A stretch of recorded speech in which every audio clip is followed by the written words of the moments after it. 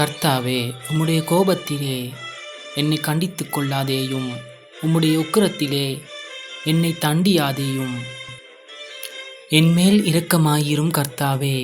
நான் பெலனற்றுப் போனேன், என்னை குணமாக்கும் கர்த்தாவே. என் எலும்புகள் நடுங்குகிறது, என் ஆத்மா மிகவும் வியகூலப்படுகிறது கர்த்தாவே. எதுவரைக்கும் இறங்காதிருப்பீர்? திரும்பும் கர்த்தாவே, என் ஆத்மாவை விடுவியும். உம்முடைய கிருபையின் மித்தம் என்னை இரட்சியும். மரணத்தில் உம்மை நினைவு கூறுவதில்லை, பாதாளத்தில் உம்மை துதிப்பவன் யார்?